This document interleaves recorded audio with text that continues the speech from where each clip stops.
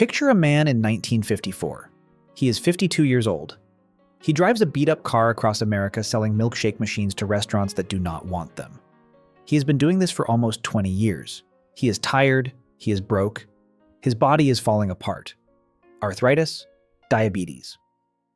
His marriage is crumbling. Most people his age are thinking about retirement. He is thinking about where his next sale is going to come from. One afternoon, he gets an order that makes no sense. A tiny hamburger stand in San Bernardino, California, wants 8 of his machines. 8. No restaurant in the country has ever ordered that many. Something does not add up. So he does what any desperate salesman would do. He gets in his car and drives hundreds of miles to see the place for himself.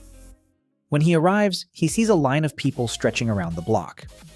He watches a customer place an order and receive a hot, fresh hamburger in less than 30 seconds. The place is spotless. The food is cheap. And every single burger tastes exactly the same. He has visited thousands of restaurants in his life. He has never seen anything like this. That man's name was Ray Kroc.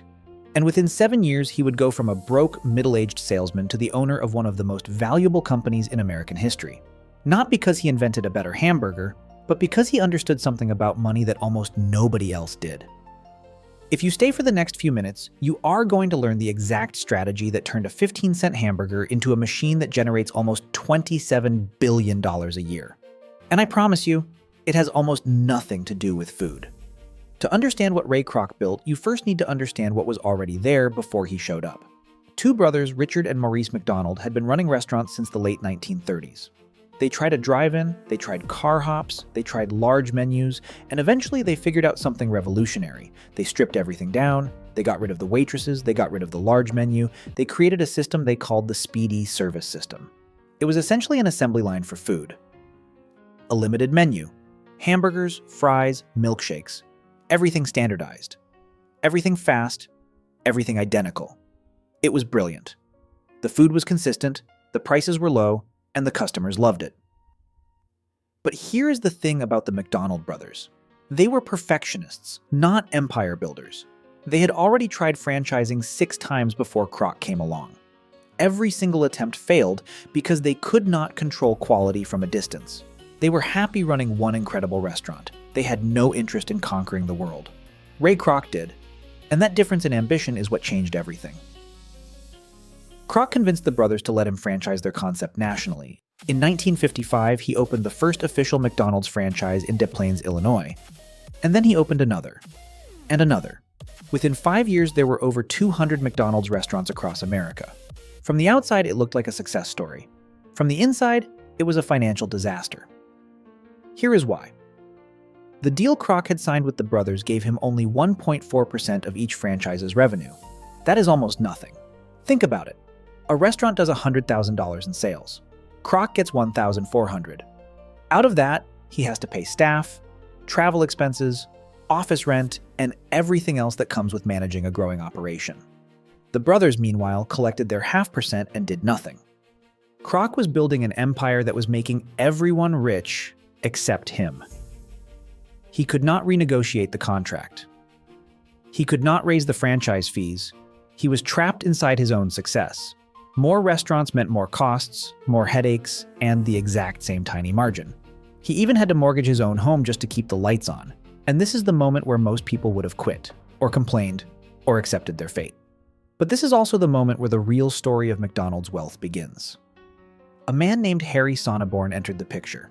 He was a former financial executive at a company called Tasty Freeze. He had a sharp mind for numbers and an even sharper eye for broken business models. And when he looked at McDonald's, he saw the problem immediately. Kroc was trying to make money from hamburgers, and hamburgers, no matter how many you sell, have razor-thin margins. The math would never work. Not at 1.4%. Not at 5%. Probably not even at 10%. The food business, at its core, is a volume game with slim profits. You are always one bad month away from trouble. Sonneborn told Kroc something that would redefine the entire company. He said, "You are not in the hamburger business. You are in the real estate business. Let that sink in." The most successful fast food company in the history of the world was not built on food. It was built on land. And the moment Kroc understood that, everything changed. In 1956, Sonneborn helped Kroc create something called the Franchise Realty Corporation. The idea was simple but it was genius. Instead of just selling someone the right to use the McDonald's name, the company would find the land, buy it, or sign a long-term lease on it, build the restaurant, and then rent the entire property back to the franchisee. The franchisee pays rent to McDonald's, the franchisee pays royalties to McDonald's, and the franchisee takes on all the operational risk, all the labor costs, all the food costs, all the day-to-day headaches of running a restaurant. McDonald's, meanwhile, collects rent like a landlord and royalties like a franchisor. Two streams of income from every single location. Whether the restaurant has a great month or a terrible one, the rent is still due. But it gets even better. Because McDonald's owns the land, the company also controls the franchisee. If a franchise operator does not maintain the quality standards, does not keep the restaurant clean, does not follow the system, McDonald's does not need to file a lawsuit. It can simply terminate the lease. That is far more powerful than any legal clause in any franchise agreement. When your landlord is also your business partner, you do exactly what they tell you. This model solved every single problem Kroc had. Cash flow, control, growth, all of it, in one move. But the real genius of this strategy was not the rent. It was what happened to the land over time. Think about this. McDonald's started buying land in the 1950s and 60s. Suburban America was expanding. Highways were being built. New neighborhoods were popping up everywhere. McDonald's was not just choosing locations for restaurants, it was choosing locations for the future. Every piece of land the company bought appreciated in value year after year after year. A plot of land that cost $50,000 in 1960 might be worth $5 million today, and McDonald's still owns it. The hamburgers get eaten, the wrappers get thrown away, but the land underneath the restaurant only gets more valuable. That is the difference between an expense and an asset. The food is the expense. The real estate is the asset. And Ray Kroc, the milkshake machine salesman, figured that out before almost anyone in the restaurant industry.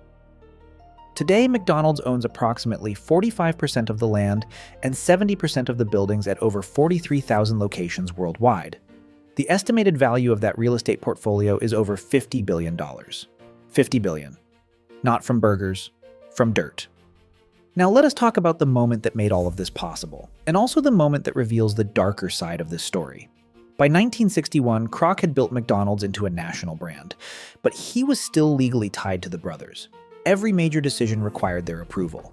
They did not want to change the menu, they did not want to expand faster, they did not share his vision. They were a bottleneck on the future of a company that was already outgrowing them. Kroc offered to buy them out. The brothers named their price. $2.7 million. That was roughly $1 million for each brother after taxes and fees. For the time, it was a significant amount, but in the context of what McDonald's would become, it was pocket change. There was one more detail. The brothers asked for an ongoing royalty of 0.5% of all future revenue. It was a reasonable request, the kind of thing you would put in a contract, but they agreed to seal that part with a handshake instead of paperwork. Kroc said it was for tax reasons. The brothers trusted him. And Kroc never paid them a single dollar of that royalty. Not one. The brothers lost their name, their concept, and their future earnings. Kroc got an empire. And that handshake became one of the most expensive mistakes in business history. But taking the company away from the brothers was only half of what made McDonald's unstoppable. The other half was the system Kroc built on top of it. He created something called Hamburger University, an actual training facility where every franchise operator had to go before opening a restaurant. They learned how to cook the food, how to manage the staff, how to clean the bathrooms, how to greet customers. Every single detail was documented, standardized, and drilled into every operator, until it became second nature. The result was something the restaurant industry had never seen. You could walk into a McDonald's in Iowa and get the exact same burger, the exact same fries, the exact same experience as a McDonald's in New York. Consistency at scale. That was the product, not the hamburger itself. The promise that no matter where you were, you knew exactly what you were going to get. And here is the business lesson that most people miss. Consistency is not glamorous. It is not exciting. Nobody makes a movie about a man who makes sure every French fry is the same length. But consistency is what makes a brand trustworthy. And trust is what makes a brand scalable. And scale is what makes a brand worth billions. Let me give you the numbers because they tell a story that no narrative ever could. McDonald's annual revenue in 2025 was almost $27 billion. Approximately 95% of its over 43,000 restaurants are franchises. The company keeps roughly 82% of every dollar generated by franchisees versus only 16% from company-operated stores. That means the franchise and real estate model is not just profitable. It is absurdly more profitable than actually running restaurants. The company serves 70 million customers every single day in over 100 countries. Its operating margin is above 46%. It generates over $6 billion in free cash flow annually. And the foundation of all of this, every single dollar of it, traces back to one decision. The decision to stop thinking about hamburgers and start thinking about land. And this brings us to the real lesson of Ray Kroc's story. It is not about fast food. It is not about franchising. It is not even about real estate, specifically. It is about something much more fundamental. Most people look at a business and see the product. They see the hamburger, the coffee, the shoe, the app. They think the product is the business. But the people who build extraordinary wealth understand something different. The product is not the business. The product is the vehicle. The business is the system you build around it, the structure, the model, the mechanism through which money flows. Ray Kroc did not make his fortune by selling more hamburgers. He made his fortune by owning the ground they were sold on. He made his fortune by collecting rent from people who were doing all the work. He made his fortune by understanding that in every industry there